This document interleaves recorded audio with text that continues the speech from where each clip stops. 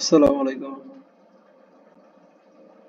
আমাদের ডেইলি যে এডিটোরিয়াল গুলো আছে এইগুলোকে যদি আমরা বিশ্লেষণ করি তো আমাদের এখন সবচাইতে গুরুত্বপূর্ণ একটা টপিক সেটা হলো জ্বালানি সংকট ও উত্তরণের পথ, অর্থাৎ আতঙ্ক থেকে টেকসই রূপান্তর। ঠিক আছে, এটা টাইটেল দিতে পারেন। বৈশ্বিক অস্থিতিশীলতা, স্থানীয় সরবরাহ চেইন এবং বাংলাদেশের জ্বালানি নিরাপত্তার ভবিষ্যৎ রূপরেখা। তো এই বিষয়গুলো নিয়ে আমরা কিছু তথ্যভিত্তিক আলোচনা করব এবং এটার সমাধানের পথ অর্থাৎ উত্তরণের পথটা কি এগুলো আমরা এখানে দেখব। মেইনলি হলো আমাদের যেই ডেইলি যে পেপারগুলো আছে সেইগুলো পত্রিকাগুলো থেকে এগুলো কালেক্ট করা হয়েছে। তো আমাদের প্রথমে যদি আমরা দেখি বৈশ্বিক সংঘাত ও স্থানীয় আতঙ্ক। আমরা জানি হরমুজ যে প্রণালীটি আছে এই প্রণালীটি দিয়ে প্রায় 20% জ্বালানি তেলের হলো ট্রানজিট হয় এবং প্রতিদিন প্রায় 2 কোটি ব্যারেল জ্বালানি তেল এই পথ দিয়ে হলো কি হয় ট্রানজিট করা হয়। তো আমরা জানি বিশ্ববাজারে এখন ক্রুড অয়েলের দাম প্রায় ব্যারেল প্রতি $80 বেশি হয়ে গেছে, কারণ এখানে যেহেতু সংঘাত চলতেছে। সো জাহাজের চলাচল লিমিটেড আছে, যদিও অফিসিয়ালি ভাবে কেউ এখানে এখনো বন্ধ করেনি রাস্তাটি। আহ, তো বাংলাদেশ হলো যেহেতু এই হরমুজ প্রণালীর উপর অনেকাংশে নির্ভরশীল। সম্পাদক বলছেন হলো প্যানিক বাইং, অর্থাৎ জাহাজে তেল আসা অব্যাহত থাকলেও সম্ভাব্য সংকটের গুজবে পাম্পগুলোতে অতিরিক্ত তেল কেনার হিড়িক পড়েছে। দেশে জ্বালানি তেলের প্রকৃত ঘাটতি নেই, বর্তমান সংকটটি সম্পূর্ণ মনস্তাত্ত্বিক এবং অতিরিক্ত মজুদ প্রবণতার ফল। বিপিএসসি যেটা আছে তারা এটা বলছে। তো আমরা কিছু নিচে দেখি। উপাত্ত বিশ্লেষণ অর্থাৎ কৃত্রিম চাহিদা বনাম নিজস্ব সক্ষমতা। দৈনিক আগে যে স্বাভাবিক চাহিদা ছিল অকটেনের ক্ষেত্রে সেটা হলো 1100 মেট্রিক টন, কিন্তু বর্তমানে যে আতঙ্কজনিত চাহিদা সেটা প্রায় 2000 মেট্রিক টনের উপর চলে গেছে। ঠিক আছে, এবং আমাদের দেশের যে ক্যাপাসিটি, দেশের যে ফ্যাক্টরি ক্যাপাসিটি সেটা হলো আমাদের বার্ষিক উৎপাদন সক্ষমতা 16 লাখ টন, কিন্তু আমাদের বার্ষিক মোট চাহিদা ছিল 8.5 লাখ টন। অর্থাৎ পেট্রোল বা অকটেনের জন্য বাংলাদেশের বিদেশি জাহাজের উপর নির্ভরশীল নয়, আমাদের সক্ষমতা চাহিদার প্রায় দ্বিগুণ। হ্যাঁ, 16 লাখ টন আর হচ্ছে 8.5 লাখ টন। অর্থাৎ অকটেন এবং পেট্রোল আমাদের নিজস্ব যে রিফাইনারি এবং বেসরকারি রিফাইনারি গুলো আছে এইগুলো থেকে উৎপাদন করা যায়।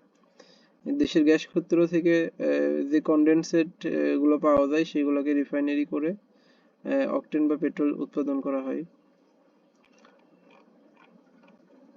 এখন এই যে অকটেন এবং পেট্রোলের যেই মেইনলি আমাদের সংকট, এটার জন্য সরকার বা বিপিএসসি রেশনিং কিছু ড্যাশবোর্ড দিছে। এটা হচ্ছে মোটরসাইকেল সর্বোচ্চ 2 লিটার নিতে পারবে, প্রাইভেট কার হলো 10 লিটার, তারপরে মাইক্রোবাস 20 থেকে 25 লিটার, পিক আপ বা লোকাল বাস 70 থেকে 80 লিটার ডিজেল নিতে পারবে, দূরপাল্লার বাস বা ট্রাক 200 থেকে 220 লিটার নিতে পারবে।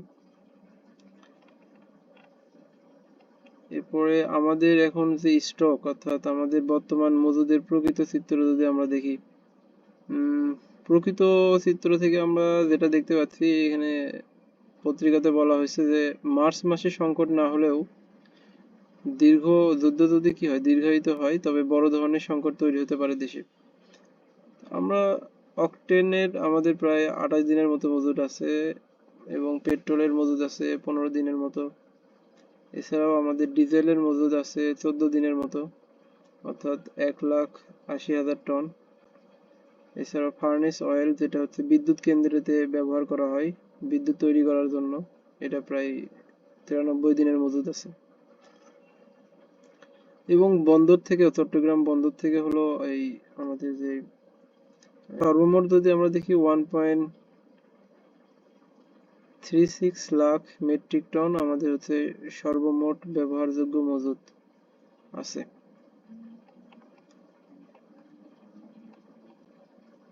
বিপিএসসি বলছে যে তাদের তথ্য মতে সাময়িক রেশনিং এবং নিয়মিত আমদানির মাধ্যমে সরবরাহ চেইন সম্পূর্ণ স্থিতিশীল রাখা সম্ভব, কিন্তু এটা মার্চ মাস পরবর্তীতে আর মনে হয় সম্ভব হবে না। চেইন রিয়াকশন অর্থাৎ সরবরাহ ব্যবস্থায় কিভাবে ধস হচ্ছে, আমাদের আমাদের যেই পরিবহন ব্যবস্থা আছে, এখন আমরা দেখতেছি এখানে পাম্পে হলো কি হচ্ছে, এখন দীর্ঘ লাইন এবং রেশনিং এর যেই সিস্টেমটা, অর্থাৎ 2 লিটার বেশি নিতে পারবে না, মাইক্রো বাস, তারপরে সবার জন্য লিমিটেড করা আছে। তো এর ফলে কি হচ্ছে যে লজিস্টিক স্থবিরতা সৃষ্টি হচ্ছে, অর্থাৎ পরিবহন ট্রাকের 20 থেকে 30% অলস হয়ে পড়ে আছে, কারণ তারা তো পাম্পে হলো লাইন ধরে দাঁড়ায় আছে। তো পরিবহন ট্রাকে যদি 20 থেকে 30% অলস হয়ে পড়ে থাকে, তার মানে কি আমাদের যে ভোগ্যপণ্য, হ্যাঁ, আমাদের যে ফুড, আমাদের যে লবণ তেল, এইগুলাতে সরবরাহ কি হবে, ব্যাহত হবে। অলরেডি বলছে যে প্রাণ, আরএফএল, এসিআই, এরা হলো 10 থেকে 30% এদের সরবরাহ কমে গেছে। এরপরে ওষুধ শিল্পেও কি হবে, সমস্যা হবে। কারণ ওষুধগুলোও তো হলো আমাদের কোম্পানি বা কারখানা থেকে দোকানে বা ফার্মেসি গুলোতে পৌঁছাতে হয়।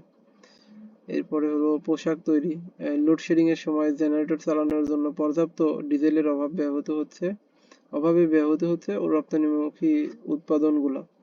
ঠিক আছে, তো এইগুলো আমাদের চেইন রিয়াকশনের মতো এইগুলোতে ছড়িয়ে পড়তেছে। সাধারণ মানুষের উপর অর্থনৈতিক আঘাতটা কিভাবে হতে পারে? এখন আমরা যারা সাধারণ মানুষ আছি তাদের ক্ষেত্রে কি হতে পারে, একটা হচ্ছে যাতায়াত সংকট ও আয় হ্রাস। যাতায়াত সংকট মানে হচ্ছে যেহেতু পরিবহন এর অনেকগুলাই হচ্ছে গণপরিবহনের তেলের অভাব দেখা দিয়েছে, বা তাদের যেই দীর্ঘ যে লাইনে বসে থাকতে হচ্ছে, যার কারণে যাতায়াত সংকট বা পরিবহন সংকট হচ্ছে, এবং চালকদের এবং হেল্পারদের বা এই শ্রমিক মালিকদের কি হচ্ছে, একটা আয়ের একটা হ্রাস তৈরি হচ্ছে এখানে। 2 নম্বর কি হচ্ছে, পরিবহন ব্যয় বৃদ্ধি। পণ্যবাহী ট্রাকের সংখ্যা কমে যাওয়ায়, অপেক্ষার সময় বাড়ায়, পণ্য পরিবহন খরচ কি হচ্ছে, এক লাফে বেড়ে গেছে, অর্থাৎ ফ্রেইট কস্টটা এখন অনেক বেশি হচ্ছে পরিবহন এর কারণে। 2 নম্বর হচ্ছে মূল্যস্ফীতির চাপ। তো আলটিমেটলি এই সব কিছু বিষয় হচ্ছে আমাদের মূল্যস্ফীতি বা বাজারের উপর একটা প্রভাব ফেলে। পরিবহন ব্যয় বৃদ্ধির সরাসরি প্রভাবে কাঁচামাল বা কাঁচা বাজার এবং নিত্য প্রয়োজনীয় পণ্যের দাম প্রায় 10 থেকে 15% বৃদ্ধি পেয়েছে। তো আসলে আমাদের কাঠামোগত দুর্বলতা, যদি আমরা এখন এই সমস্যাগুলো আলোচনা করি, সমস্যাগুলোর মধ্যে কাঠামোগত দুর্বলতা আছে আমাদের। একটা হচ্ছে আমদানি নির্ভরতার গভীর যে ক্ষত, এখান এটাই হচ্ছে মেইন জিনিস। একটা হচ্ছে বর্তমান সংকট প্রমাণ করে যে আমদানি নির্ভর জ্বালানি নীতি দেশকে ভূরাজনৈতিক ঝুঁকির কাছে জিম্মি করে রেখেছে। আন্তর্জাতিক বাজারে সামান্য অস্থিরতা এলেই পুরো অর্থনীতি থমকে যায়। এছাড়াও আমাদেরকে এই আমদানির জন্য বিশাল পরিমাণ একটা ফিনান্সিয়াল ড্রেইন হয়, একটা ভর্তুকি, বিদ্যুৎ খাতে ভর্তুকি দাঁড়িয়েছে প্রায় 38,000 কোটি টাকা, এবং রাজস্ব ঘাটতি হয়েছে। আমাদের যে বিদ্যুৎ উন্নয়ন বোর্ড অর্থাৎ বিপিডিবি, আর্থিক লোকসান, এরাও প্রায় 17,000 কোটি টাকার গত বছরে এই আর্থিক লোকসান হয়েছে। তার মানে এখান থেকে একটা রাজস্ব ঘাটতি হচ্ছে, সাথে আমাদের বিশাল একটা ভর্তুকির বিদ্যুৎ খাতে দিতে হচ্ছে সরকারকে। শুধু তেলের মূল্য বৃদ্ধি বা রেশনিং এই কাঠামোগত যেই সমস্যাটা আছে, এটার স্থায়ী আসলে সমাধান হতে পারে না। হ্যাঁ, এটা তো একটা সাময়িক একটা জাস্ট একটা সমাধান, যে তেলের মূল্য বৃদ্ধি করলাম বা রেশনিং সিস্টেমটা করলো। এখন আমাদের যে মেইন সমস্যা সেটা হলো এই যে আমাদেরকে নবায়নযোগ্য জ্বালানির দিকে যেতে হবে, এটা হচ্ছে আমাদের বিষয়। বিনিয়োগের চরম বৈষম্য। টিবিআই এর একটা প্রতিবেদন আছে, সেখানে বলা হয়েছে যে জীবাশ্ম জ্বালানিতে আমাদের যে বিনিয়োগ, সেখানে প্রায় 96.7% বিনিয়োগ হয়, এবং এই বিনিয়োগগুলো কোথায় কোথায় হচ্ছে, যেমন হচ্ছে ব্যয়বহুল এলএনজি অর্থাৎ লিকুইফাইড ন্যাচারাল গ্যাস, এবং কয়লা নির্ভরতা যেই সকল পাওয়ার প্ল্যান্ট গুলো আছে, এইগুলাতে এই বিনিয়োগগুলো হয়। তারপরে হচ্ছে ক্যাপাসিটি, বিশাল যে ক্যাপাসিটি চার্জ এবং রাষ্ট্রীয় সম্পদের অপচয় হয়। ফলাফলে কি হয়, ক্যাপাসিটি চার্জ এবং রাষ্ট্রীয় সম্পদের অপচয় হয়। তারপর হচ্ছে পাইপলাইন এবং গ্রিড তৈরি করতে হচ্ছে আমাদের কি হয়, অনেকগুলো কস্ট এখানে বহন করতে হয়। অপরদিকে নবায়নযোগ্য জ্বালানিতে মাত্র 3.3% হচ্ছে বিনিয়োগ হয়, যেখানে যেটার আবার বৈশিষ্ট্য কি, যে এরা হচ্ছে পরিবেশ বান্ধব, দীর্ঘমেয়াদী, সাশ্রয়ী। ফলাফল হতে পারে কি, যে আমাদের যে লক্ষ্যমাত্রা আছে 2050 সালের মধ্যে নেট জিরো অর্জন, এইভাবে যদি বিনিয়োগ চলে তো এটা হচ্ছে কি পড়বে, ঝুঁকির মুখে পড়বে। তো একে তো হলো এখানে বিশাল একটা বৈষম্য হচ্ছে যে জীবাশ্ম জ্বালানির প্রতি খুব বেশি বিনিয়োগ করা হচ্ছে, অন্যদিকে নবায়নযোগ্য জ্বালানির দিকে, রিনিউয়েবলের দিকে খুব কম পরিমাণ বিনিয়োগ করা হচ্ছে, যার কারণে আসলে আমাদের সরকারের একটা রাষ্ট্রীয় সম্পদের অপচয় হচ্ছে এবং বিনিয়োগের ক্ষেত্রে একটা বৈষম্য আমরা এখানে দেখতে পাচ্ছি। এখন এটার একটা বড় একটা কারণ আছে, সেটা হচ্ছে বিদ্যুৎ খাতের বিনিয়োগগুলো কি হয়েছে, গুটি কতকগুলো স্বার্থান্বেষী মহল বা ভেস্টেড ইন্টারেস্ট যারা আছে তাদের প্রভাবে জীবাশ্ম জ্বালানি কেন্দ্রিক হয়েছে।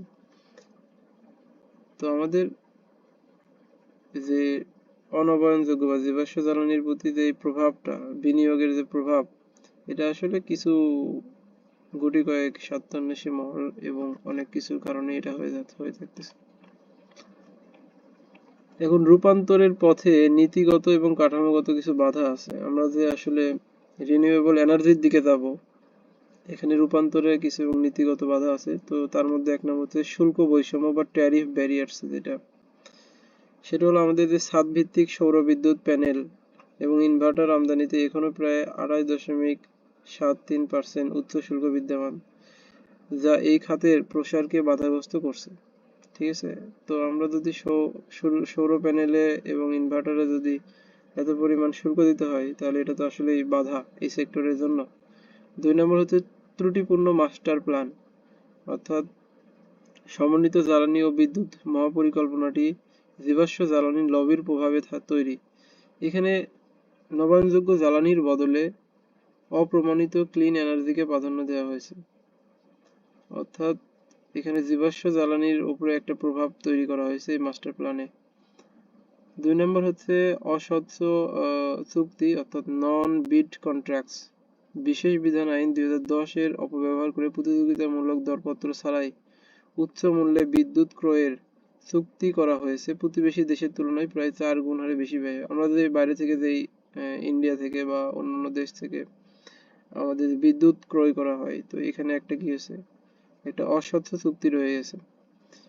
3 নম্বর হলো প্রাতিষ্ঠানিক দুর্বলতা। টেকসই ও নবায়নযোগ্য জ্বালানি উন্নয়ন কর্তৃপক্ষ, যেটা আমাদের টেকসই ও নবায়নযোগ্য জ্বালানি উন্নয়ন কর্তৃপক্ষ, SREDA, SREDA, এটাকে আসলে স্বাধীনভাবে কাজ এবং তার সক্ষমতা আসলে বৃদ্ধি করা প্রয়োজন।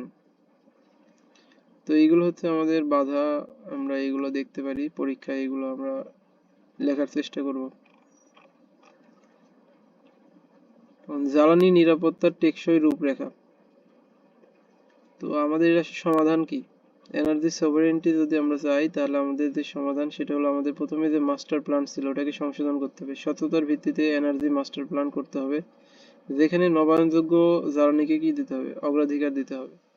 2 নম্বর হচ্ছে শুল্ক প্রত্যাহার এবং নেট মিটারিং করতে হবে। আমরা যে বললাম যে শুল্ক প্রত্যাহার, নবায়নযোগ্যতে সৌর প্যানেলের যে শুল্কগুলো ওইগুলোকে আরো প্রত্যাহার করতে হবে এবং শিল্প খাতে নেট মিটারিং সহজ করতে হবে। SREDA এর ক্ষমতায়ন, আমাদের যেই নবায়নযোগ্য জ্বালানি আছে সেটার যে কর্তৃপক্ষ, সেটাকে আরো শক্তিশালী, স্বশাসিত এবং স্বাধীন তদাকরি প্রতিষ্ঠান হিসেবে গড়ে তুলতে হবে। 4 নম্বর হলো প্রতিযোগিতামূলক দরপত্র, অর্থাৎ বিশেষ বিধান যে আইন 2010 ছিল এটাকে বাতিল করে শতভাগ স্বচ্ছ প্রতিযোগিতামূলক দরপত্রে বা ওপেন বিডিং মাধ্যমে প্রকল্প অনুমোদন করতে হবে।